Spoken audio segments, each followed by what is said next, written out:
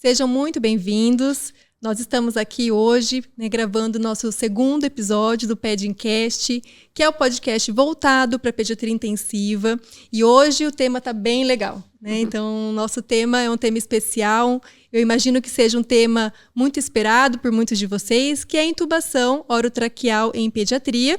Então, a intenção é falar um pouquinho do procedimento, mas também o que precede esse procedimento, né? Sempre que a gente se questiona o porquê que a criança ela vai parar numa UTI, né? E acho que esse questionamento também é feito para quem cuida de adultos, para quem cuida de recém-nascidos, né? Então são várias situações, né? Doenças clínicas, doenças traumáticas, cirúrgicas, né? Diferentes perfis de UTI. UTI que só interna recém-nascido, UTI mista, UTI que só interna pós-operatório, UTI que só interna trauma. Mas o que todas essas UTIs elas têm em comum? Que o principal causa, né, que faz com que a criança vá para a UTI, permaneça na UTI, é a chamada insuficiência respiratória, né? Então, é um agravo respiratório que essa criança tem, de diferentes origens, né, clínica, cirúrgica, traumática, que vai fazer com que ela precise de ser internada numa unidade de terapia intensiva, né?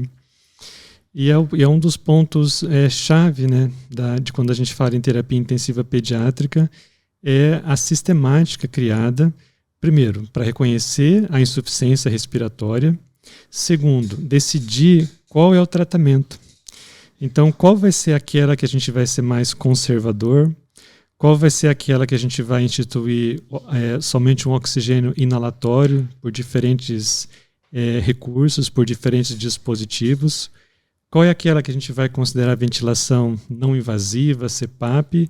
E, por fim, qual que é aquela que a gente vai considerar ser intubada e ser colocada na ventilação mecânica, né? A estimativa varia muito, né? Então, a gente tem, assim, UTIs que 40% das crianças precisam de ventilação mecânica, de intubação orotraqueal e ventilação mecânica, e outras que isso pode chegar até 70%, né? Na nossa prática, né, na nossa UTI, isso gira em torno de 40% a 50%, né? Então a gente pode dizer que metade das nossas crianças elas serão intubadas e elas permanecerão conectadas a um respirador mecânico, né, sob assistência ventilatória. E é aquele tipo de procedimento, né, que ele depende em parte da tecnologia, né, dos materiais utilizados para intubação orotraqueal, para a instituição do procedimento de conexão no respirador e o próprio respirador mecânico em si, né? Diferentes tecnologias, diferentes recursos, né? E a gente sabe que quanto mais tecnologia é ofertada ao paciente, melhor é o prognóstico dele, né? Menor é o tempo que ele vai precisar daquele recurso e melhor é a evolução e prognóstico dele, né? Mas uma outra parte é o recurso humano, né?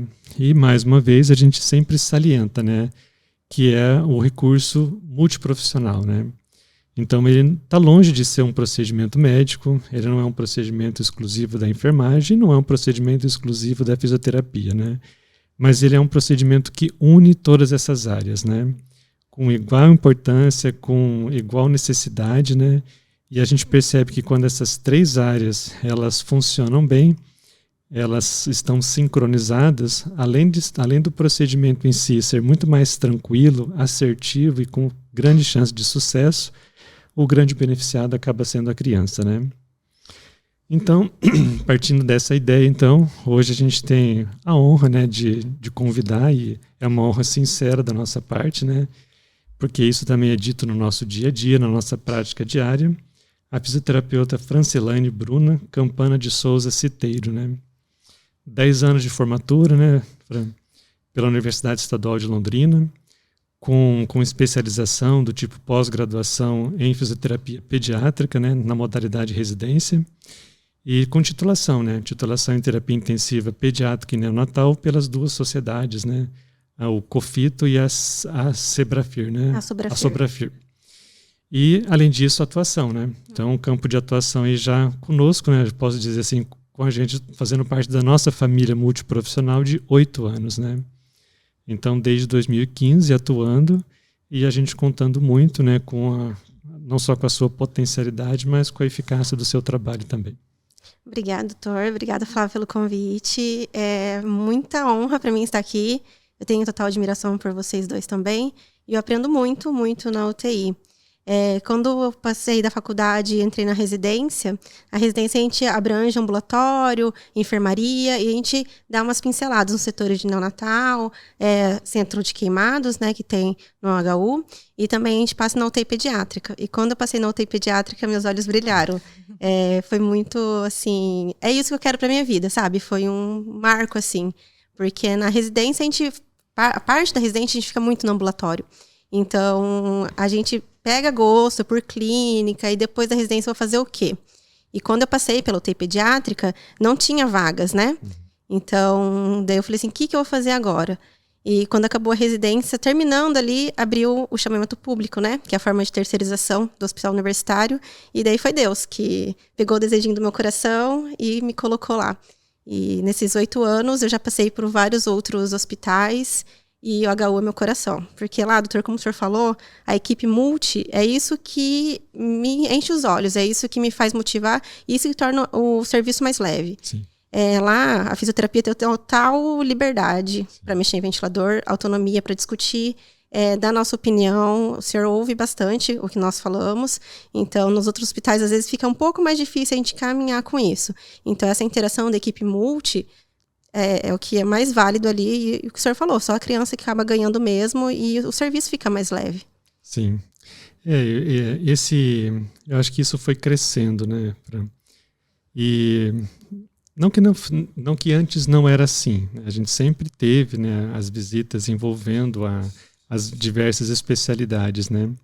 Mas o que eu sentia falta era de algo assim mais proativo de todo mundo, né? Uhum. É literalmente sentar numa mesa em que todo mundo fala de igual para igual, né? Inclusive no mesmo nível, né? Não é aquela coisa de exclusão, todo mundo junto ali, até em termos de posição mesmo. Acho que as opiniões são importantes, né? As diversidades também, porque às vezes na diversidade a gente consegue se encaixar e ver um resultado para o paciente. Sim. Exato. Assim, acho que alguém pode até dizer que isso é mais fácil para mim porque eu sou casado com uma enfermeira, né? Mas não tem assim, DR depois. Brincadeira, gente. Mas eu acho isso bastante importante, né? Então, tanto é que assim, aqui a gente está conversando sobre um tema específico, né? Mas isso é assunto do dia a dia, né? Então, normalmente de manhã tem aquele momento, olha, o que você acha? Vai dar certo, não vai dar certo? É melhor deixar para amanhã? É melhor deixar para daqui 2 dias, né? E na intubação também, né? Então, muitas vezes, são vocês que reconhecem, sabe? Porque, assim, não é que o outro profissional não está vendo, né? Mas às vezes está focado no ambiente, em outros pacientes, né? E aí, durante a avaliação do profissional fisioterapeuta, ele reconhece, né, o estado de insuficiência respiratória, né? E isso é até, assim, uma coisa que a gente conversa bastante, sabe? Que, por exemplo, assim, se eu falar do ponto de vista médico, a gente tem alguns critérios, né, que você pode falar que aquela criança está em insuficiência respiratória. Critérios clínicos, critérios laboratoriais, critérios radiológicos e até aquele tal do feeling, né, que a gente assim não sabe explicar bem o porquê, mas você sabe que não vai evoluir bem, que a coisa não está caminhando Acho que bem. é mais prática, né, doutor? Isso. O dia a dia, o olhar, consegue identificar já. E eu vejo que isso na equipe de enfermagem também é importante, né? Quando, por exemplo, assim, a gente trabalha com profissionais que são mais antigos, quantas vezes assim a gente fala assim, olha, se aquela enfermeira disse que não tá bom, vai lá e ouve, porque realmente não tá bom, porque é exatamente isso que você falou, né, da prática, né? E ressaltar a carência, às vezes, de profissionais que conseguem reconhecer essas adversidades e essa evolução da criança, né? Então, muitas vezes, ainda mais dependendo do turno de trabalho, a gente sabe o quanto é difícil. E a questão da habilitação, né? E o reconhecimento precoce, a atuação multi, ela é muito forte. E o legal é que a gente fala a mesma língua. Quando um de nós, né? Isso não um de nós 3, mas quando a nossa equipe fala, olha, vai olhar que não tá legal, vai olhar. Né? A gente pode até, de repente, tentar esperar, às vezes ser mais conservador, às vezes ser mais invasivo, né? Mas é um alerta que a gente sempre valoriza, né? Então pode ter, mesmo que não seja aquela conduta imediata naquela hora, a gente vai passar o dia inteiro de olho, porque sabe que uma hora ou outra... Eu acho também, doutor, que esse feeling, essa prática, vale muito mais de especialização mesmo. A gente não se acomodar, porque as atualizações estão aí. Então, se a gente se acomodar, tocar serviço, a gente acaba indo trabalhar para tocar serviço mesmo, mas não para evoluir com o paciente bem, não dar o melhor para o paciente. Então, acho que as especializações, os cursos, tudo agrega nesse manejo, nesse olhar o paciente mesmo e ver o que está errado, o que está certo. Sim. E sabendo, então, a nossa especialidade tem várias especificidades, né? A pediatria. E quando a gente lida com o desconforto respiratório e o risco da iminência da insuficiência respiratória, muitos são os parâmetros que são observados ali. Até, Fran, em termos de fisioterapeuta, o que vocês observam mais assim em parâmetros, o que vocês olham, né? Como que vocês enxergam esse reconhecer da criança que está em processo de angústia respiratória, desconforto, que pode estar evoluindo para insuficiência respiratória? Então, como eu também faço plantões no pronto-socorro, é no pronto-socorro que a gente vê mais a entrada da criança com esse desconforto respiratório. E do adulto para a criança, eu acho que a diferença maior ali é que o tórax da criança é muito mais móvel. Se fosse para colocar em parâmetros, a criança ela tem mais probabilidade de fazer desconforto respiratório. É um tórax que tem uma complacência maior, que tem mais fibras de cartilagem e esse tórax vai afundar mais, é uma complacência maior.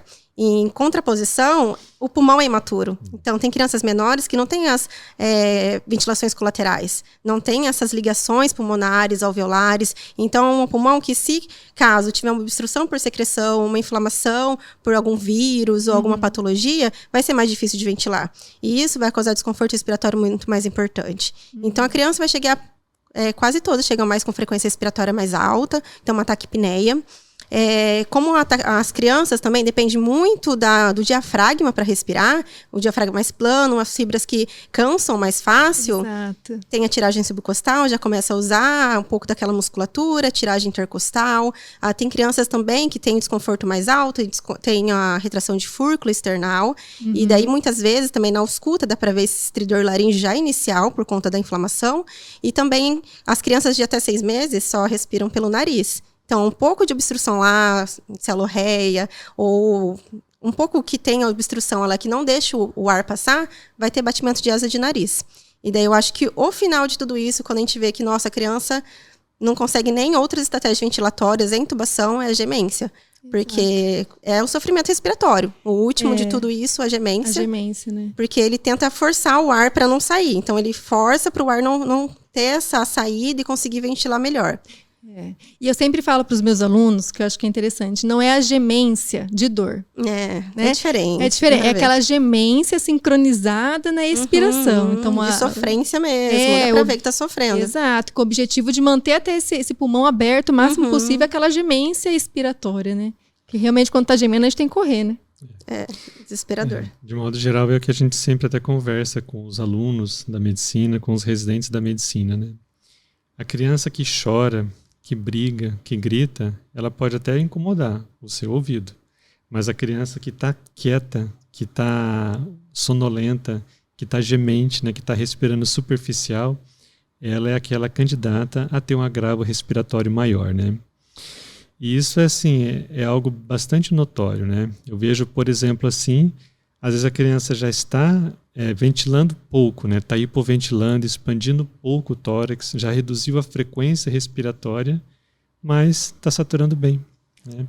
E muitas vezes isso é interpretado como normal, né? Não é normal, né? Então, eu acho que você depois até pode complementar, mas assim, eu vejo que a saturação, ela pode ser um tiro no próprio pé nessas horas, né? Verdade. Porque a gente fica olhando muito o monitor, acaba não olhando a criança, né? E para nossa realidade, essas observações que você disse sobre a imaturidade, né, sobre a criança pequena, é muito importante, né? Porque assim, para nossa população, mais ou menos 20% são recém-nascidos e 50% são menores de 1 ano. Então, de todas as crianças que internam na UTI pediátrica, metade delas tem menos de 1 ano. é exatamente essa criança que você citou, as características, as particularidades anatômicas, fisiológicas e de imaturidade que vão pesar bastante na hora de avaliar essa insuficiência respiratória, né? E aí focar, a gente, né, estamos falando da parte respiratória, mas a questão também da alteração de nível de consciência, né? Perfusão também começa a ficar ruim. Então, um outro ponto é a criança muito irritada. Aquela que não é consolável, a mãe pega, não consegue consolar. Então, a gente também já ficar atento que pode ser um sinal também, né, de hipoxigenação, aquela irritabilidade. Claro. Né? E muitas vezes o profissional enxerga, o processo de deterioração, né, final, como se a criança estivesse acalmando, mas na realidade é onde realmente vai se transformar numa emergência. Flávia, ali. Não chega nesse, é uma sequência, começa com tiragem, vai subindo, às vezes a criança já chega muito mal, ou às vezes a criança chega hipoativa, é porque está com sono. Tem que avaliar bem essas circunstâncias. E isso, exames complementares também, doutor. Sim. Eu acho que vale. Raio-X, via gaso, porque a criança que o senhor falou mesmo, que está hipoventilando e que está mais sonolenta, às vezes está com uma hipercapnia. Sim. Uma insuficiência respiratória hipercápnica. Sim. Então, tem que olhar todos esses fatores, não só, está com desconforto ou não está com desconforto. Sim. Exato. E eu tive um professor que, saudoso atualmente, mas ele falava assim, quando você faz uma gasometria que você vê que o gás carbônico aumentou, que o CO2 aumentou, é porque você demorou para reconhecer essa insuficiência respiratória, né? Porque esse é um dos sinais da falência mesmo, né? Da fadiga respiratória, né? E um outro ponto, né? A gente gosta de criança, parece que a gente gosta de sofrer, né? Porque assim, apesar da gente falar de insuficiência respiratória, quantos casos de insuficiência respiratória não tem nada a ver com o pulmão, né? Exatamente, extrapulmonares, né? Então, assim, aquela criança que tem um agravo cerebral, trauma, tumor, sangramento, distensão abdominal, né? Quantos recém-nascidos, lactente jovem que está com o abdômen distendido, que aí a gente faz um raio-x, como você comentou, e assim, 3/4 do tronco da criança é abdômen, e o tórax fica comprimido lá em cima, sem poder expandir, sem o diafragma conseguir trabalhar direito, né? Isso atrapalha muito a mecânica ventilatória. Até pela maturidade mesmo, não consegue compensar tudo. É um desafio, né? Porque quando a gente fala só na doença respiratória, parece que a gente consegue entender um pouco mais o processo, né? Mas quando a gente parte para essas causas extrapulmonares e extratorácicas, né? Então exige realmente aquilo que a gente sempre estimula no aluno da medicina, eu acredito que seja assim, no aluno da enfermagem, da fisioterapia, que a criança pode ter uma queixa específica, né? Mas ela tem que ser examinada literalmente da cabeça aos pés, né? Porque a causa do agravo às vezes não está onde a gente espera encontrar, né? E aí, baseado nisso, eu percebo assim que até assim com reconhecimento, né? Eu vejo assim que a medicina ela passou por diferentes fases, né? Na hora de tomar uma decisão de tratar uma insuficiência respiratória, né? Então a gente teve épocas em que esperava pela fadiga, né? Então a fadiga decidia a instituição de ventilação mecânica, né? E hoje a gente fala muito na antecipação. E a noção que eu tenho é que parece que a fisioterapia já nasceu assim, com o conceito da antecipação, né?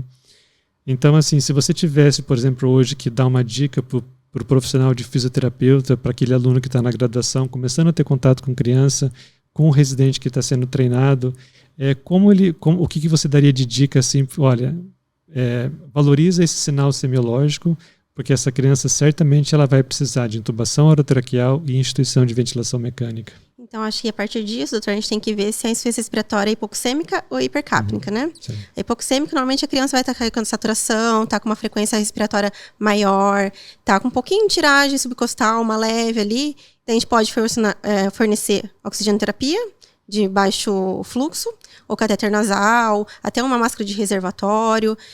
Não melhorou, mas o padrão respiratório não piorou também, a saturação ainda está patinando. Vamos ver se uma máscara, oxigenoterapia de alto fluxo resolve. Sim. Vamos para uma Venturi.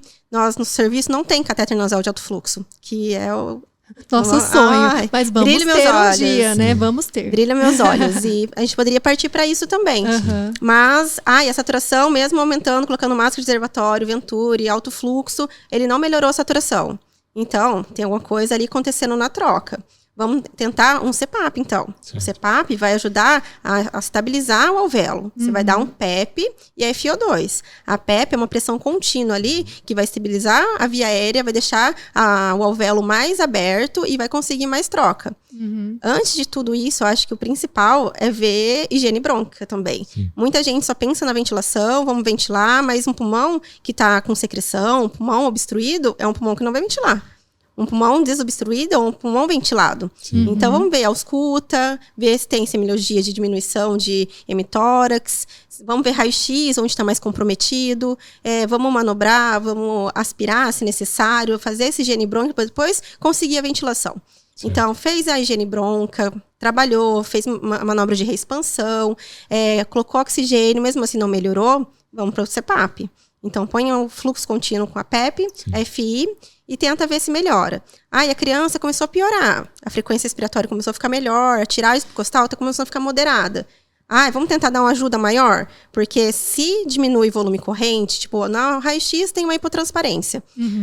Aí não está entrando o ar direito, na ausculta está diminuída a direita. Não está entrando ar normalmente como teria que entrar. Então, o volume corrente deve estar diminuído aí. Então, a gente tem que dar pressão. Então, vamos partir de um CPAP com pressão de suporte. CPAP, PEP, pressão de suporte, vai dar pressão. A pressão abre o pulmão. A PEP ajuda a estabilizar a via aérea, o alvéolo.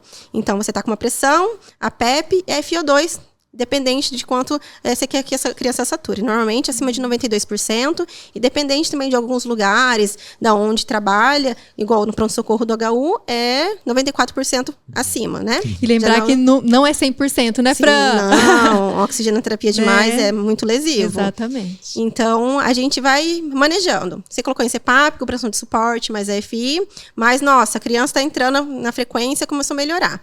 Daí você vai um tempo depois, avalia, nossa, ela começou a ficar mais taquipneica ainda. Então, às vezes, o distúrbio pode estar hipercápnico já, porque as crianças vão evoluindo. Sim. Não precisa, normalmente, Francilane, não fico esperando gasometria. Gasometria, para mim, é coadjuvante. Eu vou lá para ver o que eu tenho que melhorar. A clínica é soberana, A clínica, para mim, é soberana.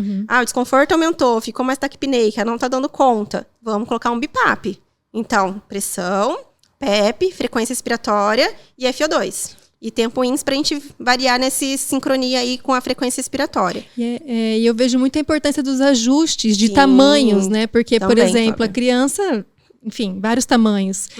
E muitas vezes a gente tem esse entrave de achar o melhor dispositivo que se encaixa para você conseguir tirar o melhor que aquele dispositivo pode ofertar para a criança, né? Na VNI tem muitas coisas para se ajustar. Sim. Desde a interface... Igual é um criança, desafio, né? muito grande. Criança até 6 anos, como eu falei, respira pelo nariz. Então, a gente tenta acomodar uma pronga nasal, uma máscara nasal. Daí vai de serviço para serviço também. Tem lugares que tem máscara nasal perfeitas, assim. Que encaixa perfeitamente, não machuca. Agora, a gente tem que ir driblando o que a gente tem. Então, é o real, né? O real e o possível. Exatamente. Então, a gente tenta... com a máscara nasal, mas às vezes a máscara nasal ou a pronga nasal pode ser que escape muito pela boca. RN, lactente pequena, a gente consegue moldar, colocar uma faixinha, tentar fechar mais a boca com coxinho, mas às vezes tem criança grande que não consegue. Então isso a gente tem que colocar uma máscara facial. Então orofacial, pega tanto nariz quanto a boca. Daí todas as interfaces têm aqueles prós e o contra. Exato. Escape, que pode ser um contra. O contra também de orofacial é que a criança não pode tossir direito, porque a secreção vai e volta. A criança não pode falar, não pode comer. Às vezes tem uma contraindicação de um trauma de face, né? Alguma coisa ali. Na VNI tem as contraindicações absolutas, né? Uma das deformidades de face, alguma cirurgia de face também é uma delas. Então, a gente vai tentando manejar. Além das interfaces, Flávia, a gente tem que ver muito sincronia. Coloca na VNI, pronto, ajustei pressão, PEP, frequência respiratória e FI, ok, tá ventilando. Tempo INS lá, de acordo com a idade. Não, agora os ventiladores têm gráficos, a gente consegue ver a sincronia. Nossa, tá assincrônico, não dá, vamos ajustar a frequência respiratória, o tempo INS, a sensibilidade, como que tá? A rampa, a gente tem que todo esse manejo. E sabe o que acho que a Arnilda pode falar, né? Criança, gente, com dispositivo, né, interface, enfim, não para quieta. Pensa numa criança, né, a não ser que ela esteja muito assim, num processo de muito debilitada para ela ficar quieta.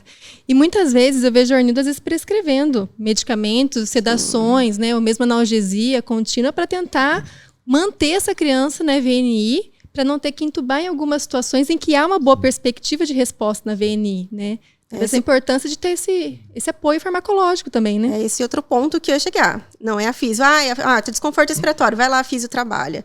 Tem que ter equipe desde o pronto-socorro até na UTI. Vamos conversar. Criança não vai ser fácil, VNI. Nem para adulto a VNI é fácil. É um fluxo contínuo na tua via aérea, entrando em você, no teu rosto, você tem que respirar em torno disso. Não é fácil para ninguém, ainda mais você com insuficiência respiratória. Então, criança vai ser muito mais difícil mudar, não entende, não tem compreensão. Então, é aí que a gente parte para a medicina. Doutora, a gente está conseguindo sincronizar a ventilação lá, porque a criança está muito agitada. Está com escape, porque ela agita. Então, vamos tentar ver essas estratégias. Eu acho que o assunto da ventilação não invasiva, né, para ele, tem total relação com a intubação orotraqueal, né? Porque ele que evita a intubação orotraqueal muitas vezes, né? E a intubação orotraqueal e ventilação mecânica é o que a gente sempre fala, é um mal necessário, né? Está longe de ser um procedimento isento de risco e de consequências para a criança, né? Então, a ventilação não invasiva, ela ganhou adeptos fortes dentro da área médica também, né? Eu acho que ela nasceu muito mais dentro da fisioterapia do que na medicina, né? Mas ela ganhou adeptos, né? E hoje a gente tem aí muita gente capacitada, né? E conceituada que apoia muito a ventilação não invasiva, né? Mas realmente, né? Então, assim, é diferente do adulto da criança, né? Apesar que tem adulto que não colabora também, né? Também não, é difícil. É pior que criança, a claustrofobia, né? É importante. Exatamente, né? Principalmente com aquelas máscaras que pegam a face toda, full né? face, até o capacete, às vezes dá uma sensação de desespero. Eu já vi um adulto relatando que quando ele fez full face é como se ele estivesse dentro de um carro em alta velocidade e colocasse a cabeça para fora, né? Imagina em torno disso de falta de ar. Misericórdia. Falta de ar, tem que respirar naquilo, é complicado. É difícil. Psicológico. Por isso que a gente admira mais ainda as crianças, né? Sim, são muito mais resilientes. Muito mais. Então a criança a gente não tem como convencê-la, né? Ainda mais nessa idade que nós comentamos, abaixo de 1 ano, né? Então algumas vão tolerar. Poucas, mas vão tolerar e às vezes você não precisa fazer nada. Mas uma boa parte vai se incomodar, né? Ou ela se incomoda porque a pronga nasal machuca e dói o nariz, ou a máscara faz barulho, ou realmente assim, o lactente quer mamar. E na hora que ele está lá na injúria respiratória dele, mais ainda ele vai querer sugar, ele vai querer se alimentar, ele vai querer mamar, por exemplo. Então, de repente, você desvia a boca, que é a natureza dele, para fazer uma modalidade terapêutica, né? Então, a sedação ela é necessária, né? E hoje a gente tem tantas opções, né? A gente tem opções de sedação, tem opções de analgesia, e é o que, assim, eu sempre tento passar isso para os residentes, não só da medicina intensiva pediátrica, mas da pediatria também, né? Eu acho que, assim, a gente tem que ter cautela, sim, na hora de prescrever um sedativo, na hora de prescrever um analgésico, mas a gente não pode ter medo. Porque assim, a gente está no lugar ideal para isso, né? Controlado, né? Com gente para te dar o apoio, com uma equipe multiprofissional para assegurar que aquilo vai funcionar bem, que será bem feito, com monitorização e até com possibilidade de tratar eventuais intercorrências, né?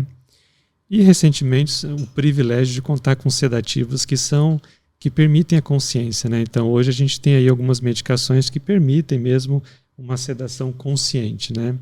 Então a criança vai inclusive continuar interagindo, vai continuar se alimentando, vai continuar conversando no caso da criança maior, porque é uma sedação consciente, né? E aí pensando assim, eu queria te fazer 3 perguntas, né? Uma delas é, hoje se fala em algumas situações, por exemplo, na bronquiolite, né? Que muitas vezes assim não é consenso, sabe? Mas existe uma certa corrente dentro da medicina que o lactente com bronquiolite, por exemplo, que muitas vezes a ventilação não invasiva pode atrasar a intubação orotraqueal e instituição de ventilação mecânica, promovendo um maior tempo de permanência no respirador. Mas isso, 2 trabalhos disseram que sim, um monte de outros trabalhos disseram que não, né? Então acho que é importante ouvir a sua opinião também, né? A outra, o quanto que a COVID ajudou ou atrapalhou a nossa ventilação não invasiva, né? Porque, de repente, a gente se viu imerso num cenário que a ventilação não invasiva virou pecado, né? Sim. Uma coisa que era extremamente útil. Mas você não pode porque o profissional vai ser exposto. Só que com o tempo a gente viu que o profissional não pega a Covid do paciente. O profissional pega a Covid de outro profissional ou pega em casa. Né? Sim. E a pergunta mais importante de todas. CPAP, ele é VNI ou não é VNI? Polêmico. Então, doutor, respondendo a primeira pergunta sobre a bronquiolite. Eu acho que depende de que estágio que está a bronquiolite. O estágio 1 da bronquiolite, ele pega mais via aérea superior. Certo. Então, é fácil de tratar. O CPAP ali, eu acho que seria ok, ou até uma oxigenoterapia. A partir do momento que ele vai para via aérea inferior, eu acho que é aí que começa. Sim.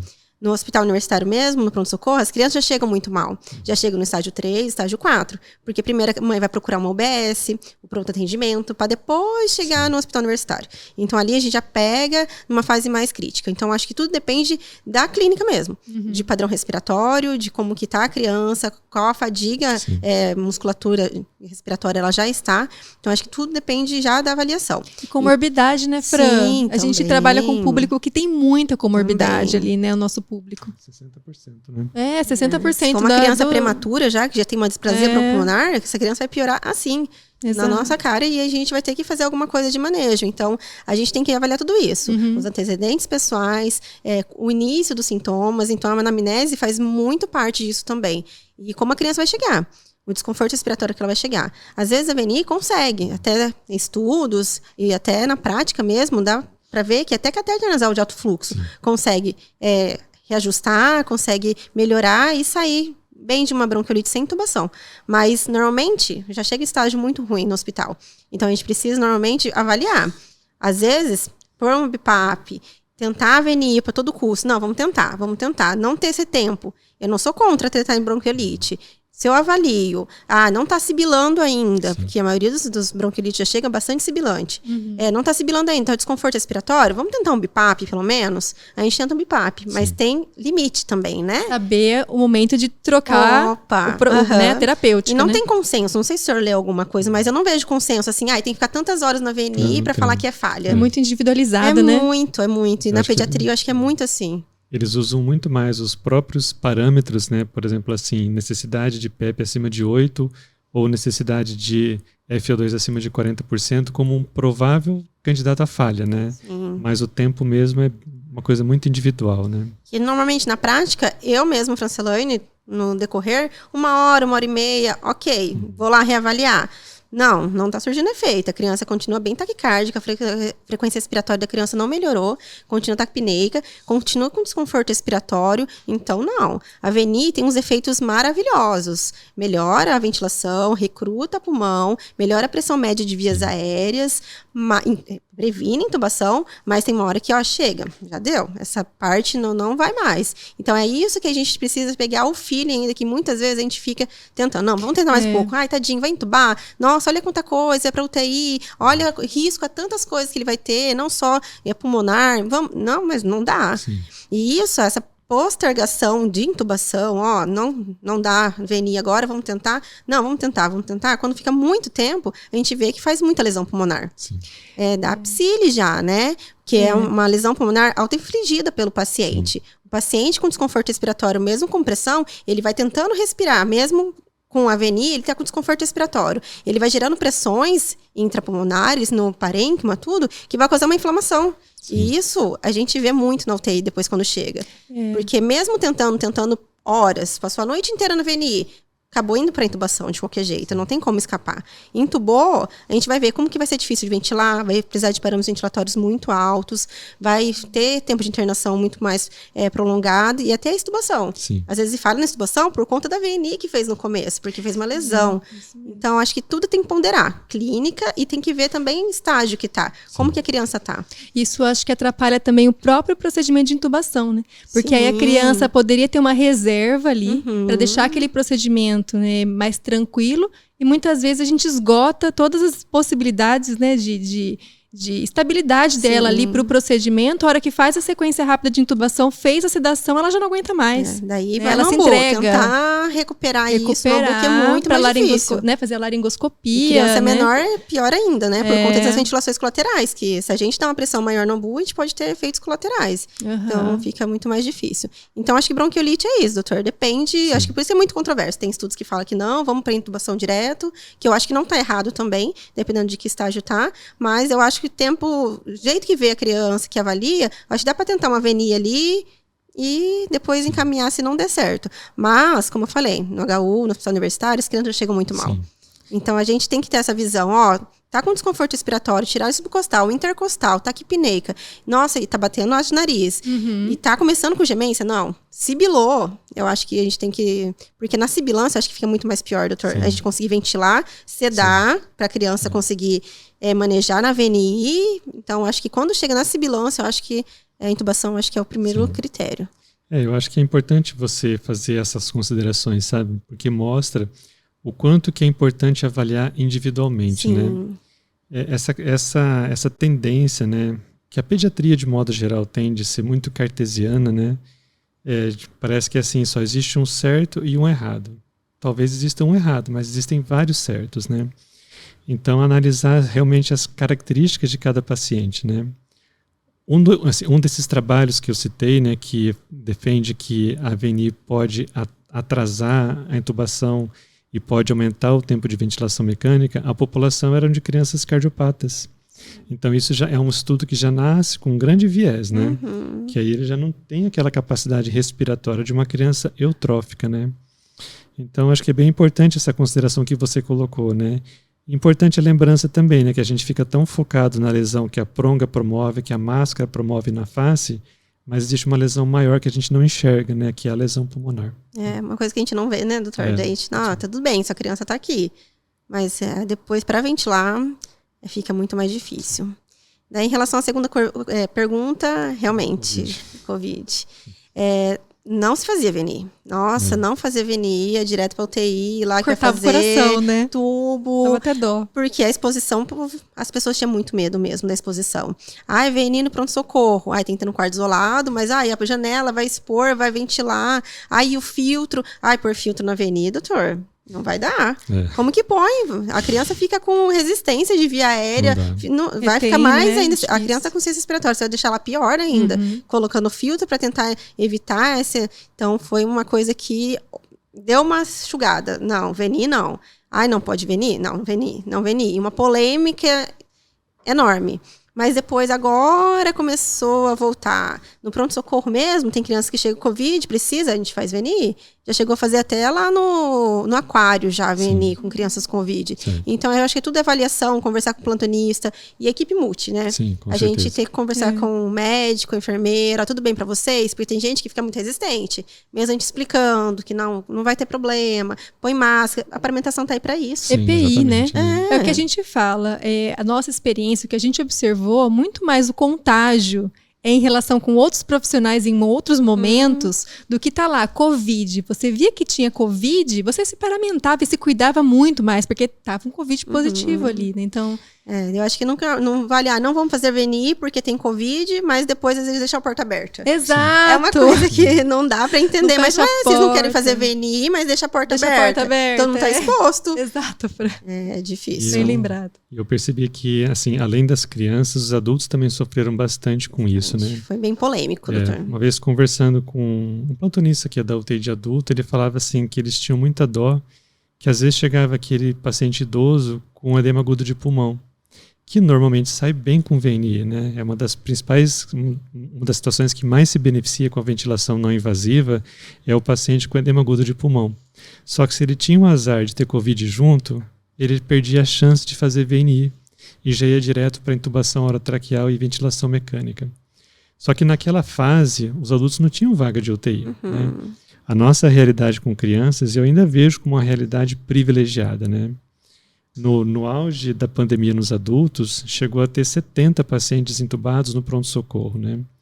E muitos pacientes acabaram sendo intubados exatamente por isso, porque criou-se esse estigma, né, de que se fizesse ventilação não invasiva, o profissional estaria exposto, né? É claro que a segurança profissional, ela sempre tem que ser considerada, né? É a história de quando você vai, por exemplo, você presencia um acidente de trânsito, antes de você tentar salvar a vítima, você tem que garantir que você não vai ser o próximo atropelado, né? Senão o problema se agrava mais ainda, né?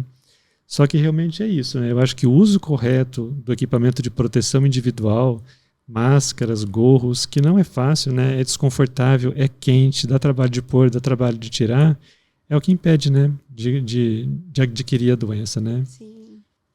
Sabendo que a gente, pelo menos na nossa realidade, não tivemos problemas com o EPI. Sabemos que muitos hospitais no Brasil afora, né, a dificuldade era maior. Então, assim, a gente fala em cima da nossa realidade. Né? A gente sabe que, às vezes, adaptações são feitas conforme a realidade local que vocês estão, né? Em relação à terceira pergunta, polêmica. Na minha formação, eu aprendi que CPAP era VNI. Eu também. Mas vamos pensar. Hoje mesmo eu estava conversando com uma residente que falou, não, CPAP é VNI? Fran, a pressão que você está dando. Vamos pensar. Catéter nasal de alto fluxo é considerado oxigênio de alto fluxo. Sim.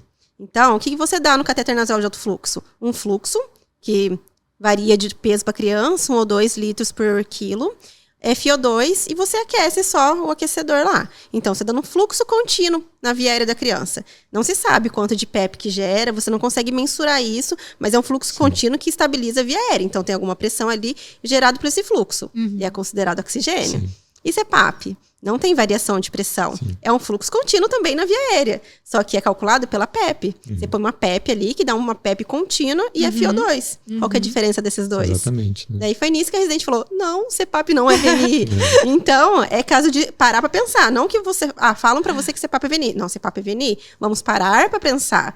E catéter nasal de alto fluxo, então, é uma VNI? Não, não é VNI. CPAP, para mim, também não é VNI agora. Sim. A gente sabe que é aquele tipo de discussão que vai sempre existir, né? Vai ter os adeptos de um lado e do outro, e que para o paciente ele não faz a menor diferença, né? Mas, é verdade. Mas eu também tive essa mesma evolução que você citou, né? Eu aprendi que o CPAP ele se encaixava no capítulo da ventilação não invasiva, né? Acho que todo mundo, né? Eu também aprendi assim. É porque pega o ventilador, é VNI. Sim. Mas do mesmo jeito que a gente tem um cantor favorito, uma banda favorita, a gente tem aquele professor de medicina intensiva que é o nosso favorito, né? E uma vez um deles colocou, né, que como o CPAP não envolve ciclagem, né? Sim. Então eu não posso chamar de ventilação, né? E aí coincide com esse conceito de comparação que você citou com a cânula nasal de alto fluxo, né?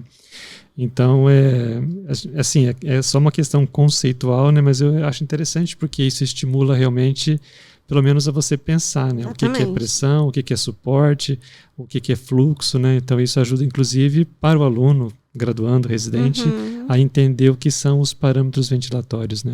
Agora, diferente, doutor, de CPAP com pressão de suporte. Sim. Daí essa pressão de suporte também já tem variação de fluxo, tem ciclagem. Sim. Tem uma INS e tem uma ES e você faz a ciclagem de acordo com a frequência que o paciente está dando. Então, só para a gente não confundir, porque CPAP puro, eu acho que não considero VNI, mas quem se considera também, tudo bem, seguimos a vida e o paciente está melhorando. E o CPAP com pressão de suporte, para nós, sempre foi muito bem-vindo. E nem sempre a gente teve, né? Uma realidade recente, não é? 2015 para cá. Salve o servo. Gente, mas é bem isso mesmo. Uma vez eu comparei, inclusive, com a minha orientadora de tese de doutorado, que antes a gente tinha um Fusca, apesar de eu achar o Fusca um carro lindo, um clássico dos clássicos, né? E hoje a gente tem uma Mercedes, né? Sim. Então, assim, por mais que o outro seja bonitinho, seja um clássico, seja um cult, né? Mas Mercedes é Mercedes, né? Então, hoje a gente tem o privilégio de ter respiradores multiprocessados, né? Que oferecem modalidades diferentes, invasivas e não invasivas, né? Extremamente confiáveis, né? Aquele que você sabe que se acabar a energia, ele vai continuar funcionando. Não precisa sair correndo no meio da UTI. Que era uma coisa que a gente tinha que fazer antes. Quando acabava, dava um pico de luz. Cada um ia com o paciente, correndo, vamos né? usar. Exatamente. E que permite monitorização, né? Então você citou agora há pouco a questão dos gráficos, né? Então ele disponibiliza gráficos, ele disponibiliza valores, né? Só que tem que saber explorar, né? Sim. E eu às vezes eu sinto falta que, por exemplo, o próprio médico muitas vezes, não é que ele não saiba, eu acho que ele não tem o interesse e a curiosidade de explorar o aparelho, né? Eu acho que assim, esses aparelhos quando chegam pra gente é igual criança que ganhou brinquedo novo, né? Você quer mexer, você quer pegar o manual, você quer explorar ele, porque você sabe que quanto mais você conhece, mais você vai ajudar o paciente. O manual né? é um livro, né? É um livro. Literalmente um livrinho, né? E mexendo, manuseando, você vai conseguir ver as situações. E isso de não querer ver, às vezes, doutor, também é meio comodismo, né? Sim. Tipo, agora que a físio tem mais abertura ali, a físio toca. Às vezes eu chamo algum residente, olha, tá vendo isso aqui? Ó, tá em fuga aqui, como que você vê a fuga? Sim. A gente vai dando uns toques, porque às vezes, a físio vai. Hoje a gente tem o privilégio de ter físio 24 horas, mas Exato. nunca foi assim. Quando eu entrei na UTI, era físio das 7 da manhã às 10 da noite. Sim. Tinha à noite, depois passou para até 1h da manhã. Agora, depois de toda a repercussão na mídia, pandemia, a físio, tem gente que nem sabia que existia físio em hospital. Sim. Não, daí foi muito mais valorizado e o paciente ganhou muito, porque hoje a gente tem fisioterapia 24 horas, que cobre pronto-socorro, enfermaria e UTI pediátrica. Então, eu acho que o ganho do paciente é melhor, só que daí a gente tem que ver essa questão do profissional. Não pode se acomodar, vamos caminhar junto, a equipe multi, todo mundo caminhar junto. E aí eu até faço um parênteses para os enfermeiros, né? Porque muitos acabam entrando na UTI e morrem de medo. Sim. E o medo trava e não quer aprender, e muitas vezes fica pro fisioterapeuta, e aí quando não tem o fisioterapeuta? Eu não vou saber manejar, não vou saber avaliar. Até a polêmica Qualquer da montagem coisa do que ventilador, né, Exato, Flávia? a polêmica da montagem do ventilador. Então é complicado, se o físio não tá, e aí? Né? O que a gente vai fazer? Exatamente. Então para uma reflexão para enfermeiros que estejam ouvindo, né? Eu acho que entrou para trabalhar numa terapia intensiva. Existem conceitos básicos que precisam ser aprendidos. E um deles é o ventilador mecânico. E não é só a questão, né, do processo do ventilador, os parâmetros, e conseguir interpretar, pelo menos, né, o essencial ali. Mas é conhecer o seu aparelho. Porque é um rol, né, Fran? Nem ali a gente tem duas linhas de frentes, mas...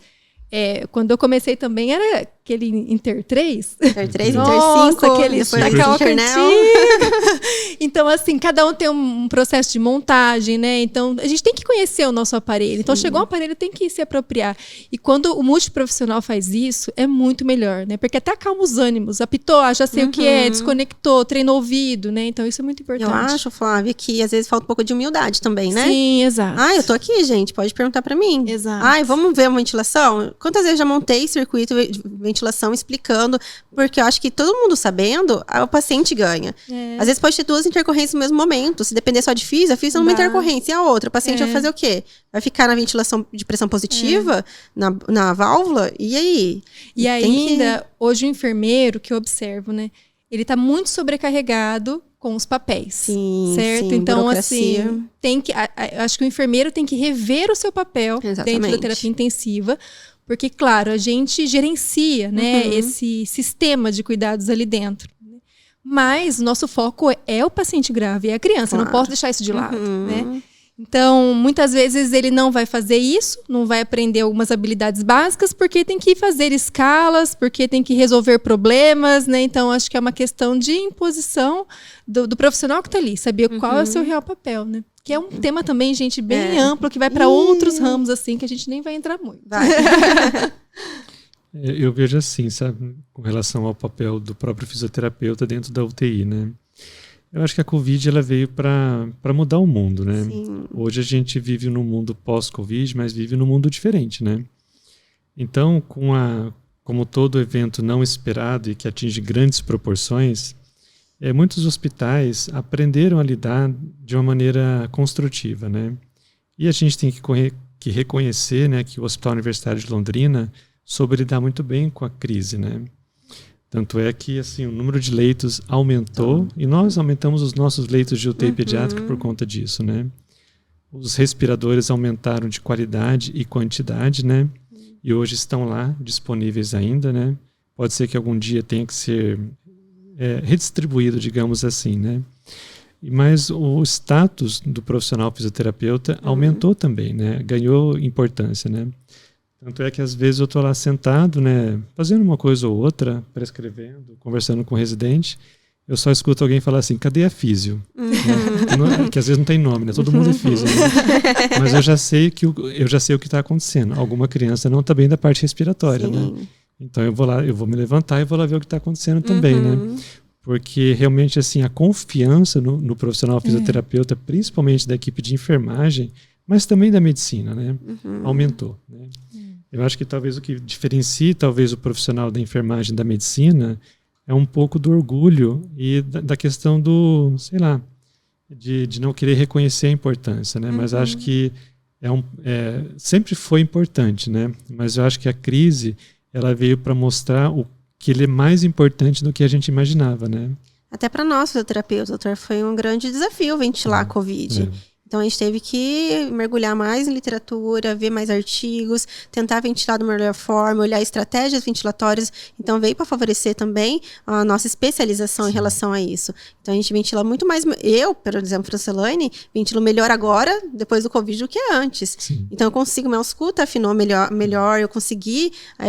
prestar mais atenção nos ruídos adventícios, eu consegui diferenciar uma coisa ou outra. Então, acho que até para nós foi um marco, assim, tipo, de crescimento. Sim. A gente teve até que aprender a entubar diferente, né? Sim. De um jeito que minimizasse a contaminação do profissional, né? Sim.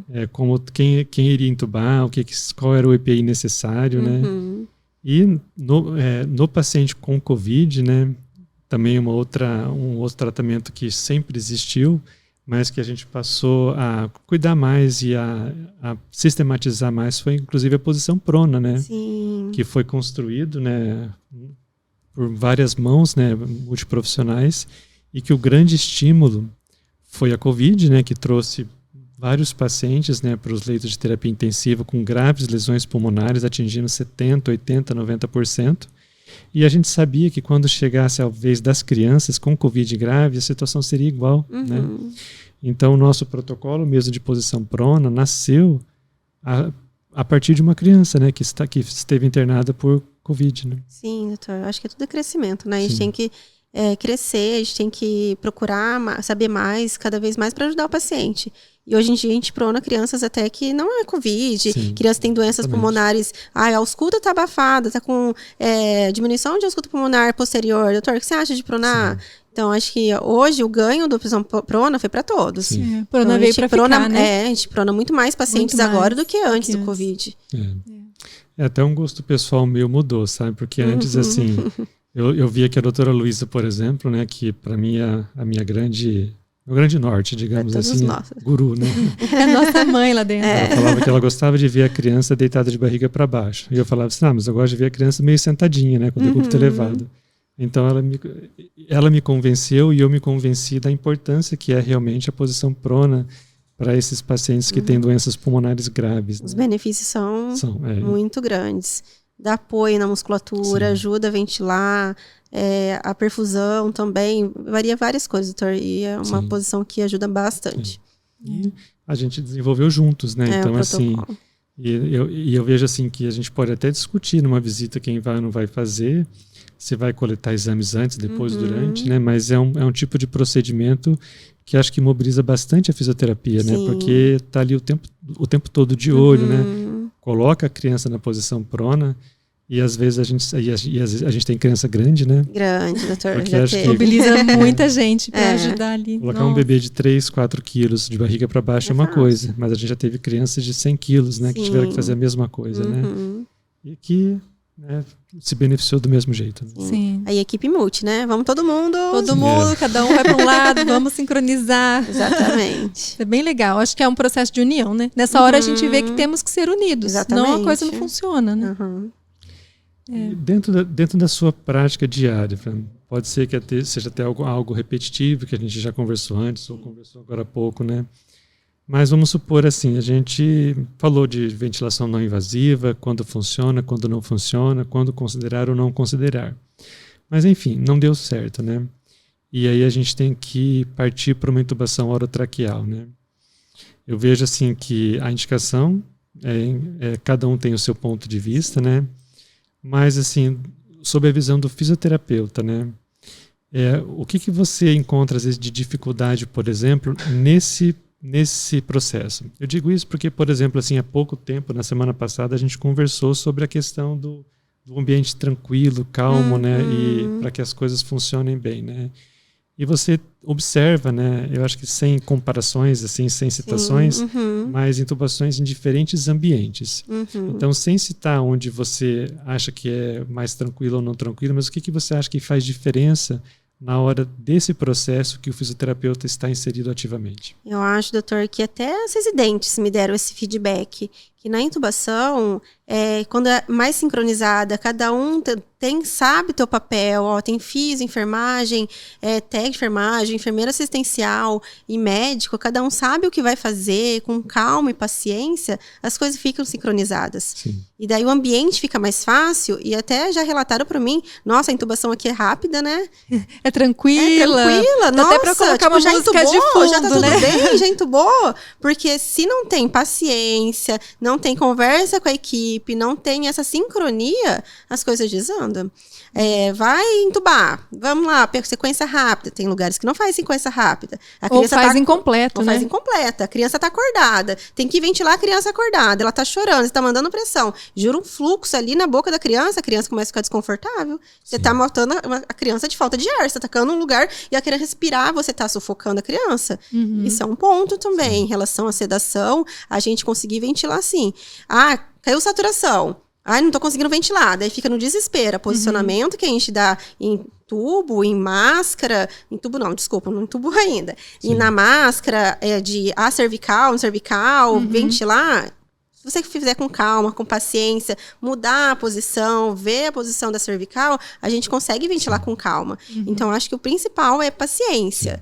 É calma, tranquilidade na equipe, porque se um desespera, todo mundo desespera. Daí um começa a gritar com o outro, faz isso, não faz aquilo. Daí, eu era pra fazer isso ou fazer aquilo? Daí, você não sabe a tua função ali, você não sabe o quê, e vira um caos, realmente. É aquela hora que você tem que, às vezes, não, para tudo e vamos começar de novo, né? Exatamente. E às vezes não dá para começar de novo. Exatamente, né? E isso é importante, né? Porque, assim, até recentemente, né, a gente viu que hoje não é somente pneumonia associada à ventilação mecânica, né? Sim. Até a Flávia, há pouco tempo, até escreveu sobre isso, sobre os eventos adversos associados à ventilação mecânica, né? Então, assim, é um contexto maior, é algo bem mais complexo, né? E esses eventos associados à ventilação mecânica, é claro que tem relação com tempo de permanência no respirador, com extubações não planejadas ou acidentais, com falhas de extubação, mas uma boa parte desses eventos vai começar exatamente nesse momento em que a criança é intubada, né? Sim. Então, pode parecer, às vezes, assim, que é um certo exagero, né? Mas não é exagero, acho que é zelo, né? Então, alguns passos desse procedimento são feitos para evitar a contaminação da via aérea, que a gente sabe que pode se transformar numa traqueite, numa laringotraqueite, numa pneumonia, e particularmente a lesão da via aérea, né? Então, essa situação que você citou, assim, de às vezes a criança não estar completamente sedada, relaxada e sem dor, pode levar a uma lesão de via aérea, né? E a lesão da via aérea, normalmente, ela é definitiva, né? Você pode melhorar, você pode torná-la, assim, de fácil convívio. Mas uma traqueia ou uma laringe que é lesionada no processo de intubação orotraqueal é algo que a criança vai arrastar para o resto da vida, né? Às vezes vai de alta e volta Sim. com sequelas, né? Na via aérea. E às vezes dá dor no coração, porque infelizmente já vi criança tossindo e com o laringo lá. Tossindo e essa mexeção aí causa muita lesão. Então, que de modo geral, eu vou falar do residente porque é aquele aluno que está ali vinculado, né, ao que eu posso orientar, né? Sim. Então, mesmo que fez a chamada sequência rápida de intubação, né, com as medicações analgésicas, sedativas e relaxantes musculares, às vezes ele não está ainda totalmente relaxado, né? Então, quantas vezes introduz o laringoscópio na boca da criança e você vê a mão levantando, o pé levantando? O que você tem que fazer nessa hora? Para tudo. Ou até alteração da frequência cardíaca, né? Alguma outra resposta que você percebe que a criança está sentindo, né? Porque a intubação orotraqueal é muito traumática, né? Do ponto de vista anatômico, do ponto de vista fisiológico, né? A gente tem um reflexo laríngeo, né, que nos protege, né? Então, assim, o reflexo de elevação da laringe, quando ela é invadida por alguma coisa, evita que a gente engasgue, que a gente tenha uma aspiração aí de sólidos, né? Mas na hora dessa intubação orotraqueal, desse procedimento em si, ele pode levar a criança, inclusive, a uma parada cardiorrespiratória, né? Então, são cuidados realmente, né? Um ambiente tranquilo, a organização, né? Cada um com a sua função específica, né? Que pode até alternar, né? Não é fixa. Não eu é acho engessado, que né? Não é engessado, Não ela é organizada, né? Mas as funções podem se inverter, pode... Claro que tem algumas coisas que são específicas do profissional, mas elas não são engessadas realmente, né? Tudo isso é segurança, né? Então é segurança para não ter um evento imediato ali, que a pior coisa que poderia acontecer é uma bradicardia seguida de uma parada cardiorrespiratória, e evitar uma lesão da via respiratória dessa criança que vai acompanhá-la para o resto da vida, né? Eu acho que vale ressaltar nosso procedimento, eu percebo, conversando com outros profissionais, que é diferente, né, do que é feito em outras instituições, né? Então, a gente usa a lâmina do laringo, ela é esterilizada, usamos campo estéreo, fazemos higiene oral da cavidade oral por 30 segundos com clorexidina aquosa nas crianças maiores de 2 meses e com soro fisiológico nas menores de 2 meses. Pensando já na prevenção, né, da pneumonia também associada à ventilação. Então, existe um controle de cena que a gente observa que quando o residente, né, independente, presenciou uma intubação em um outro lugar e vem para a UTI e fala, nossa, precisa de tudo isso? Né? Não, aqui faz assim. Não sei como vocês fazem aí, mas aqui a gente segue assim. E é sucesso, né? Sim. Porque é tranquilo. E essa questão da sequência rápida de intubação, a gente realmente faz, né? E aí eu chamo um pouco a atenção para a enfermagem, porque é o que a gente falou, não existe um engessamento, por exemplo, entre ventilação, né? Mas a ventilação, normalmente, o fisioterapeuta vai. Sim. Ventilar, posicionar, né? Garantir... Eu acho que essa questão de ventilador, eu acho que vai de cada unidade. Exato. A equipe. Por exemplo, a enfermeira está atrelada a separar tubo, separar a lâmina. Preparar medicação, administrar a sequência rápida. Exatamente. Já tem tantos fatores garantir, ali. Monitorização. Não custa eu, fisioterapeuta, ir lá montar. Exato. Meu conselho não garante eu montar o ventilador. Não me respalda para montar. Mas se eu já tenho um manejo adequado com isso, e na equipe ali não está pesando fazer isso, eu vou ficar ali esperando a intubação, eu acho que não custa eu montar. Mas é o que a gente conversou antes. Todo mundo tem que saber montar. Exato. Enfermagem e físio. E até tem uma resolução, até marquei aqui, para quem tiver interesse, enfermeiros, né? Que é do COFEM número 639 de 2020, que regulamenta a questão de, no âmbito, né? Não envolve outros profissionais, mas no âmbito da equipe de enfermagem, o enfermeiro, ele tem que ter essa capacitação para fazer a montagem, estabelecer ali os parâmetros iniciais também. E o que a físio vai muito já ajudando, né? Sim. Porque é o que a Fran falou, a gente não faz, né? Não fica só ali na ventilação, tem todo o preparo da cena. Exatamente. Né? Mas o controle do procedimento é bonito de ver. Eu sempre falei que eu acho muito bonito ver uma intubação ali. Desde o processo de preparação, sequência rápida, adequação do dispositivo adequado, né? Do dispositivo para o tamanho da criança, né? Enfim, eu acho que se torna um procedimento mais rápido, né? Exatamente. Seguro, né? Já teve residentes que passou por lá, passou outros lugares, falou assim: nossa, Fran, mas foi rápido, né? Foi tranquilo. Tranquilo. E daí, eu acho que depois, no final, eles entendem por que tudo aquilo, por que toda aquela preparação para fluir. E mesmo estando no hospital escola, né, Arnildo? Sim. Porque assim, a gente está falando de uma intubação que muitas vezes, quantas vezes a gente não presenciou que era a primeira intubação do residente, do colega médico lá. Até o Arnildo pode até citar, porque a gente presencia o Arnildo conduzindo algumas situações que vê a prevenção de não ocorrer lesão ali da via aérea. Não forçar a entrada do tubo, a forma como entra, né? Acho que você podia até colocar algumas coisas para ajudar médicos que estão ouvindo, né? Isso sempre foi uma filosofia de trabalho, de aprendizado, né? Eu aprendi assim e perpetuei assim, né? Então, o médico, de modo geral, ele tem uma ansiedade por fazer procedimento, né?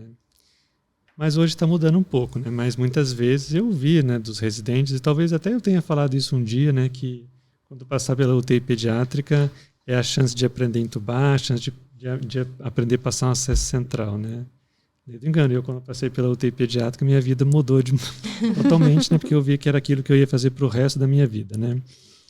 Mas realmente, sabe, são cuidados que às vezes são pequenos, mas que têm um impacto muito grande, né, sobre a prevenção de lesão da via aérea, né? Então, a delicadeza, né, de se colocar o laringoscópio, né, dentro da boca da criança. A gente tem criança que pesa menos de 1 quilo, né? e a gente está introduzindo um objeto metálico, frio e com potencial de corte, de lesão de boca, né? Evitar as manobras que a gente chama de alavanca, né? Que a impressão que dá é que colocou algo e está fazendo forçar um pouco a extensão do pescoço da criança, né? Na hora de visualiza, sempre fala assim, olha, tenha certeza do que você está vendo, porque infelizmente você vai ver a traqueia, mas às vezes você vai ver o esôfago também, né? Num adulto é diferente. No adulto você enxerga até os anéis da cartilagem. Criança é tudo igual. É um buraquinho, são 2 buraquinhos, digamos assim, né? Então tenha certeza de que realmente ali está a traqueia, né? Não é vergonhoso, não é falho, parar tudo e falar assim, não, espera um pouquinho, vamos ventilar, eu vou começar de novo. Eu já vi cenas, doutor, que a saturação tá caindo, não tá conseguindo e tá lá. Sim. E a criança já vai fazendo bradicardia. Né? Então, vamos parar, não custa, vou ventilar de novo. Quem tá na máscara com a bolsa válvula, ajusta ali, expande, dá aquela pré-oxigenação, mantém uma saturação 100% algum período lá, para dar mais reserva pra criança e vamos voltar tudo de novo. Então, acho que a paciência, a calma aí que tem que prevalecer. Com certeza, né? E assim, outra coisa assim, que eu sempre costumo falar, não são todas as intubações que precisa aspirar antes. Na verdade, assim, acho que aspirar na hora de intubar é exceção. Só quando realmente tem muita secreção, ou a criança vomitou, está vindo conteúdo do estômago, ou quando tem sangramento, né? Aí você vai ter que aspirar mesmo. Porque só o fato, por mais delicado que seja o catéter de aspiração, ele encostou na mucosa respiratória da criança, ele já tem potencial de fazer lesão e edemaciar. E aí, às vezes, vácuo contínuo ali, né, doutor? Isso, exatamente. Né? Aí tenta 1, tenta 2, tenta 3, aí quando vai mesmo já está tudo edemaciado e comprometido. Né? E o tempo que perde nisso dá mais hipóxia para a criança. Sim, é o tempo menos, né, que tem para intubar. Isso. E assim, aquela questão do autocontrole em si, né? Então, a hora de introduzir uma cânula assim, orotraqueal, lembra da física que a gente aprende lá no ensino fundamental, no colegial, né, no segundo grau. A força linear, ela está quando você segura o seu objeto mais longe possível. Então, quanto maior o comprimento, maior é a força linear. Então, se dele segurar a cânula mais perto ali da parte intermediária, menor é a chance dela dobrar e ir para o esôfago. Né? E lembrar que a gente não usa fio guia. Então, e tentar, assim, exceção das exceções, né? Eu consigo dizer, assim, ao longo desses poucos anos, né? Não são poucos de UTI, foram 2 vezes apenas que eu precisei usar fio guia para entubar a criança. Aí aquelas vias aéreas muito difíceis mesmo, né? Com traqueia anteriorizada, ou que realmente, assim, ou uma estenose importante, né? Que ele tem que literalmente forçar, né? Porque o fio guia, apesar de ser uma prática, acredito eu, constante nos adultos, na criança pode ter muito risco de lesão, né? De lesar a mucosa respiratória, né? Doutor, uma forma que você faz importante, que eu vejo que é muito legal e ajuda bastante a criança, é quando, eu passei uma cânula 4 com um cuff, cabe uma 4,5, ou sem cuff, enfim. Mas estava tendo escape, eu não estou conseguindo evoluir também a mais, eu estou aqui, mas eu estou dentro da traqueia já. Eu acho muito interessante a gente conseguir ventilar ali. Sim, com certeza, às vezes a gente consegue até progredir, vocês conseguem até progredir o tubo, ou trocar, e a gente consegue ventilar a criança de forma mais segura. Essa eu acho que é uma boa lembrança, porque assim, eu sempre falo, olha, achou a traqueia, a ponta do tubo está lá, mas o tubo não vai. Primeira coisa, não força, né? Porque se forçar, vai lesar. Né? Então é hora de realmente assim, passar por um tamanho menor. Mas o tubo está lá, então ventila. Né? Melhor do que tirar tudo e ventilar de novo com máscara e ambu, é ventilar exatamente onde precisa ser ventilado. Né? Isso dá a possibilidade de progredir esse material, né? Ou estabilizar ao ponto de trocar, né? Foi uma dica que eu peguei com o senhor. Sempre que eu tô com outro profissional, bom, né? Gente, não dá para ventilar na pontinha ali. E uma outra coisa, bastante. A ventilação com pressão positiva com máscara, né?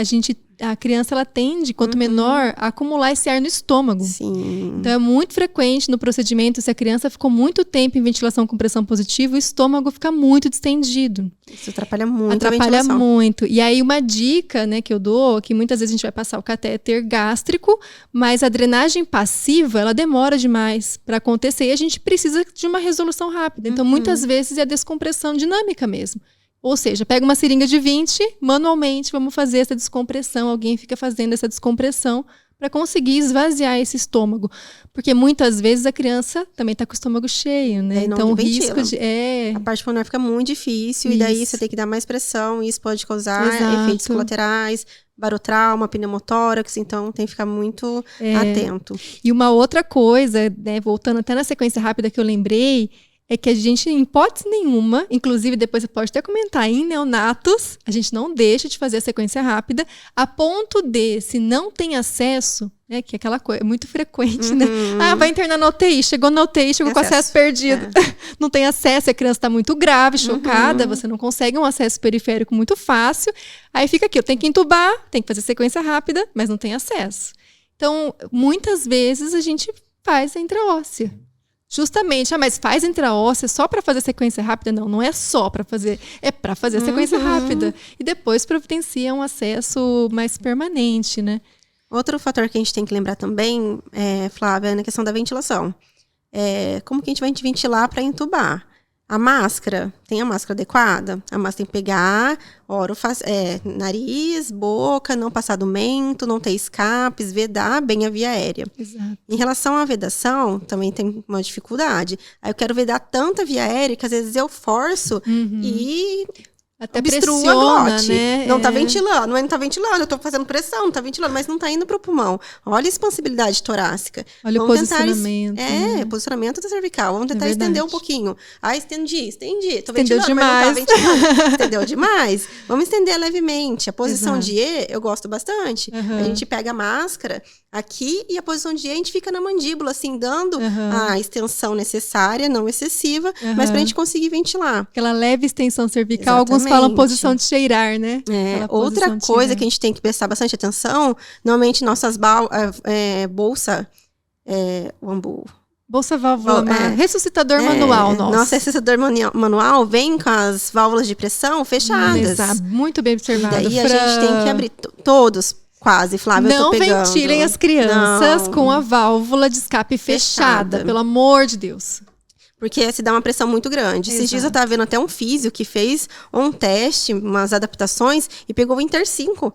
E ele colocou uma borracha no Inter 5, colocou na mão dele, pegou a máscara com ela fechada e fez a pressão. A pressão sobe mais de 70 centímetros de água. Se for com ambu de adulto, é acima de 60, grande. Né? Isso vai fazer um pneumotórax fácil na criança. Exato. Então, a gente tem que sempre destravar, porque ela dá uma segurança que acima de 40 ali, ele tem um escape. É muito grande. Então, além dessa escape que a gente tem que dar, essa válvula de escape a gente tem que abrir, a gente tem que tomar cuidado também na expansibilidade torácica. A gente não vai ventilar para nossa, vamos ventilar. Vamos ventilar com calma. Se a gente ventilar 1 para 1, vamos ventilar.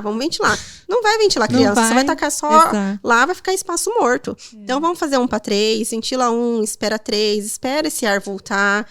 Olha a expansibilidade torácica, eu acho que o visual você tem que ter muito, né? Exatamente. Clínica e clínica mesmo, porque muitas vezes o monitor tem delay, né? Tem um atraso, então a criança às vezes está lá dando que ela está saturando 40, estava cianótica. Isso que não ter sangue frio que eu falo, vai ter sangue frio, não, é ter paciência. Você olha a criança tá rosada. Não, saturação lá tá 50, calma, olha, tá expandindo, ele tá vai melhorando voltar, a cor, né? Ele vai voltar, calma, hora volta. Gente, é muito frequente o profissional focar só no monitor. Olha pra criança, olha se tá encaixado direito, né? Olha, porque às vezes a criança tem uma perfusão muito ruim, tá chocada, enfim, não vai. Às vezes o monitor não faz uma leitura adequada, né?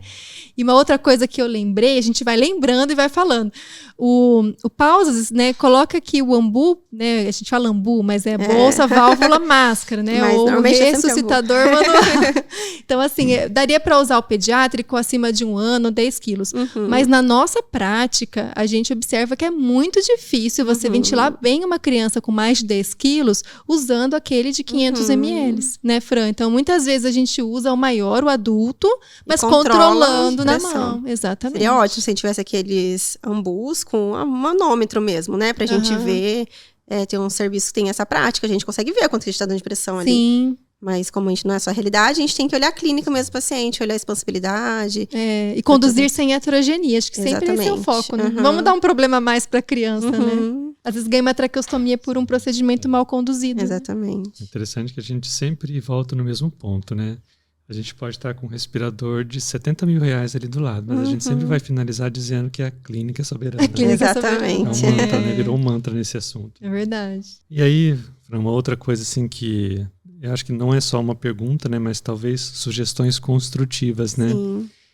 O que você acha que seria importante para melhorar ainda mais a nossa assistência? Eu digo assim, coisas que a gente pode ter e ainda não temos, né? Uma delas você já disse, que é a cânula nasal de alto fluxo, que eu sou 100% de acordo, né? E a gente está correndo atrás aí junto à parte administrativa, superintendência, né, direção, para tentar conseguir isso para a UTI pediátrica, né? Mas além disso, do ponto de vista de tecnologias, de treinamento de recurso humano, o que você considera que poderia melhorar ainda mais a assistência ao paciente em insuficiência respiratória? Eu acho que nossa unidade, doutor, o recurso humano, focando nisso, o princípio, eu acho que uma educação continuada. Eu acho que ia melhorar muito, doutor. As pessoas entram e não é falha delas. Sim. Tem pessoas que entram, saiu da faculdade e entrou agora. Não é obrigação delas saber como que eu manejo na UTI. Se tivesse uma educação continuada, antes de colocar ela lá, seria fundamental. Normalmente as pessoas entram, vai pegando hábitos com as outras pessoas, até em relação a físio mesmo. Passa lá um dia ou dois, vê como que a físio maneja, como que maneja o setor, e vai trabalhar. Eu acho que tinha que ter uma educação continuada em relação a isso, sabe? Ter maior... Porque daí a criança ganha. Sim. A gente não tem que ficar corrigindo na hora, às vezes a pessoa não gosta que corrija na hora, na frente de todo mundo. Daí queria que ele limpasse. Eu acho que se tivesse tudo isso, um preparo melhor do profissional entrar, na UTI principalmente, eu acho que ganharia mais. Em relação a equipamentos, eu acho que ventilador a gente está com o servo. Sim. Eu acho mais ventiladores, eu acho que seria bom, Sim, doutor. com a Porque às mesma vezes, qualidade, né? exatamente, porque às vezes tem que ir pro eixo 5. Tem gente que gosta de ventilar no eixo 5. Eu já não gosto de Também ventilar não. no eixo 5. Eu acho bem, assim, mais devagar. E eu já vejo diferença mesmo, ventilar no eixo 5 e no servo. Tipo, a responsabilidade pulmonar, complacência, melhora bastante no servo. Então, eu acho que isso também. Eu acho que assim, quando a gente compara os dois, é como se estivesse comparando Mercedes com um Peugeot, né? Mas a Depois gente gosta, doutor, não pode Ele pode ser bonitinho, mas ele não... Como que é, cada um tem as suas preferências. Exatamente. Né? Uma vez você falou, eu achei tão engraçado, não é igual filho, né? Porque filho a gente não pode ter as preferências, filho é tudo igual, né? Mas aqui a gente pode ter as suas preferências. Mas a nossa preferência é o servo, dentro da nossa realidade, né, gente? Às vezes... Às vezes a oxigenoterapia também, doutor, dá uma falhada em relação ao catéter nasal. A gente tem muita dificuldade em catéter nasal. Tem bastante catéter nasal que está chegando pra gente fazendo lesão. Então, tem que mudar essa modalidade também. E as interfaces, né? Eu acho que a interface de VNI, se a gente tivesse, seria ótimo, as pronguinhas nasais. Porque a gente até tem no setor de pediatria as prongas nasais que vai no BiPAP portátil. Sim. Mas tem crianças que não dá para ventilar com insuficiência respiratória no BiPAP portátil. Ainda tem uma dificuldade ali de pressão, de tudo. Então, se tivesse adequado para ventiladores mesmo que a gente tem do servo, acho que seria um ganho bem importante. Sim. Eu concordo com você, porque assim, pensando em tecnologia, né, falando um gosto pessoal mesmo, né, eu ainda queria que algum dia a gente tivesse, por exemplo, um respirador de alta frequência, né, para a gente usar em momentos específicos. Óxido nítrico, né, para aqueles casos assim. Só que assim, normalmente esses avanços, eles vão beneficiar um paciente a cada, sei lá, 6, 8 semanas, né? Mas esses recursos mais simples que você citou, eles vão privilegiar muito mais criança, né? Então, as interfaces, para mim, é um sonho também, sabe? Ter interfaces assim que sejam confortáveis para a criança. Que aí sim a criança pode aceitar melhor, pode não ter aquela apreensão toda, né? De estar com o rosto machucado ou pressionado, né? Pronga nasal, né? Minha esperança é que eu ainda consiga ver uma pronga que não machuque o nariz da criança, né? E existe, né? Então, assim, aqui é inacessível para nós nesse momento, né? Fixador de tubo, né? Também, doutor. É uma assim... Pois é, quantas estubações também acidentais a gente não teve por um dispositivo. E a gente sente muito isso quando, por exemplo, aparece uma criança grande queimada com queimadura no rosto, né? O quanto que a fixação pode machucar ela ainda, né? Então, esses fixadores... A gente vê muito em seriado americano, né? Sim. Tem aquelas coisas aqui, assim, diferentes, né? Então, deve existir. Então, eu acho que é algo que a gente pode, sim, correr atrás, né? O treinamento de recurso humano, né? Com certeza, né? É algo a ser acrescentado, né? E até coisas mais simples, tipo bugie, por exemplo, para troca de cânula, né, que a gente começou a usar, mas ainda assim, a partir de um certo número, teria que ter dispositivos menores, né? Então eu vejo assim, se a gente conseguir investir nessas pequenas coisas, a gente vai trazer muito mais benefício, né? E aí deixaria as coisas mais caras, né? Como Depois. um sonho mesmo, né? Sempre a gente vai querer mais, né, doutor? Exatamente. Né? A Mas gente as quer coisas, se especializar, dar o melhor paciente, a gente sempre vai querer mais. e elas chegam, sabe? Por exemplo, assim, há 2, 3 anos atrás a gente falava assim, mas o HU devia ter um segundo tomógrafo. Está instalando lá o segundo tomógrafo. Mas o HU deveria ter ressonância. Esse ano vai ter, né? Então é só que tem que insistir, né? Tem que teimar, tem que ter teimosia mesmo, reconhecer e frequentemente tentar se policiar em relação ao que precisa ser melhorado para assistência do paciente. Quem não é visto não é lembrado, né, doutor? Tocando. Bom, gente, acho que o tema é muito vasto, rende muita coisa. Eu acho que, claro, nossa função aqui não é esgotar, não é falar também a vírgula, né? Porque nem cabe, nem aqui. E todos nós temos esse perfil assistencial, dá vontade de já colocar um boneco aqui na mesa, né, Fran? Preparar os materiais para vamos fazer uma prática aqui agora. Mas não dá para fazer isso. Por isso que a gente convida vocês até, se quiserem dar sugestões de como aprofundar esse tema. Sobre sequência rápida, dá para aprofundar os tipos de medicamento conforme a condição clínica, né? Até a própria etapa do processo de intubação, extubação. Então, assim, que é uma outra coisa que eu acho que fazemos muito bonitinho, que é o procedimento de extubação. Desde o preparo até o ato em si. Então, tem todo um preparo, tem um protocolo. Então, não é simplesmente tirar a cânula. Tem um preparo da criança para isso, que não cabe também nesse podcast, mas a Fran já fica muito convidada para voltar, né? Pode contar comigo. Fran, vocês vão ver muito ela aqui, porque é uma referência para nós, né? E é uma admiração, assim, de coração. Já falei isso muitas vezes. E que eu quero que essa parceria nossa cresça muito, né? Porque além de ter a competência teórica, tem a competência técnica. E além do que a gente falou também no episódio anterior, tem o coração. Que aí deixa essa tríade do profissional perfeita, né? Então você sempre vai ser muito bem-vinda aqui, né? Obrigada. Eu quero agradecer também, né, por essa parceria de 8 anos que você coloca, acho que de maneira até orgulhosa no seu currículo, né?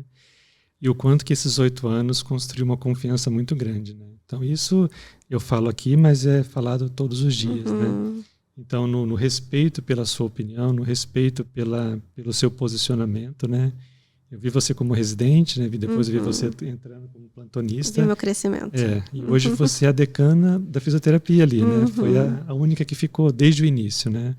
Então, desde o primeiro dia que começou o plantão da fisioterapia, você está lá, né? Aguentando, né? Toda aquela rotina pesada muitas vezes, né? E o lado do coração, sem dúvida, né? Então, do mesmo jeito que eu reconheço isso em alguns residentes e profissionais médicos, eu acho que a parte da humanização ela é muito importante, né? Às vezes meio doidinha, né, doutor? Mas quem não é, né?